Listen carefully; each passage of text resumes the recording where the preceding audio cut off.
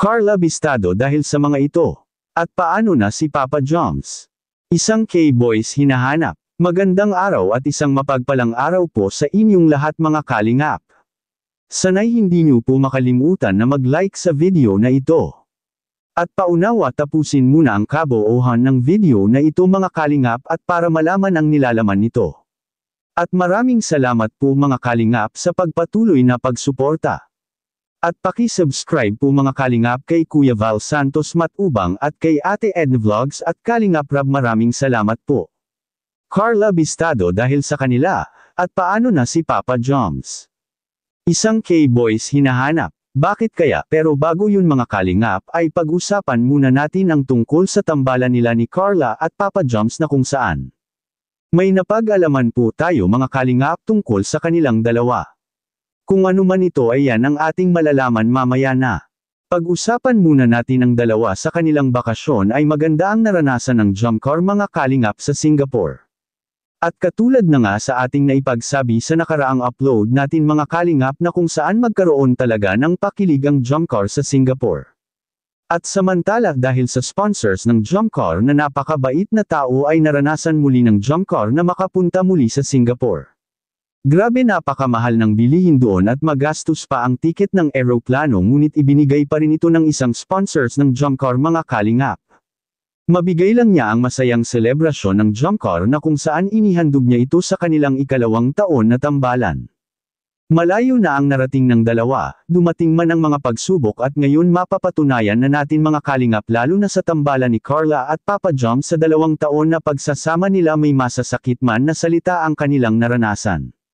Ngunit marami namang magaganda at pagpuri lalo na kay Carla mga kalingap, na hindi naman talaga natin may pagkailaang ito, na maganda talaga si Carla sa personal, at sa kabilang dako naman mga kalingap. Carla Bistado, dahil sa kanila, ano kaya ito mga kalingap? At paano na si Papa Joms? Yan ang ating makikita sa video. Kanina ito, sa magaling ko. Binigay ni Kuya. Paano masabi nyo nakita nyo po si Carla? Maganda. Hindi naman siya mataba na sinasabi. Hindi lang siya nagsasalita. Hindi lang po siya nagsasalita. Tahimik. Hindi pala siya Napaka-humble. kailangan namin kinitiin. Sikat na po, no? Kaya nga. All over the world na si Carla.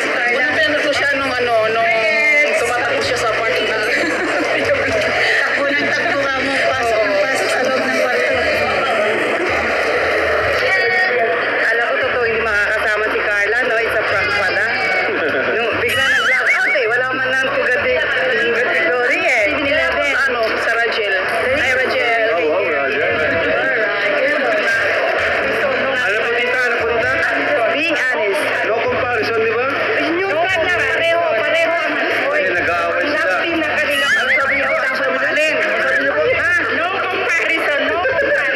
Susuntukin ko mga to eh. Ay, no comparison. Ano? Jumper.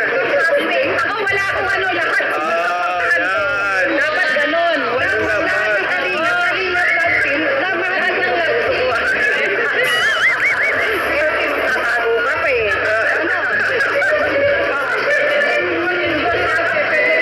Ikaw, ano masasabi mo doon? Ano masasabi mo doon?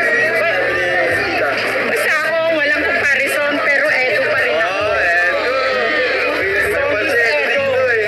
Pero solid edo yan. Ako solid kalaan. Basta solid edo ako. So, yun yung first day namin dito sa SG. Actually, ilang oras lang naman kami namatal dito. Kasi kanina, pagkarating po namin, nagpahinga kami. Then, dinner, lobas kami ngayon. Kasi uwi muna po kami para makapagpahinga. Tuloy namin yung travel, yung pamamasyal bukas. Right, so good morning po. Ayan, madilim sa sasakyan natin. Second day po here in SG. Ay, grabe si Carla. Tulog na? Tulog. Kapuyat ka, Carla.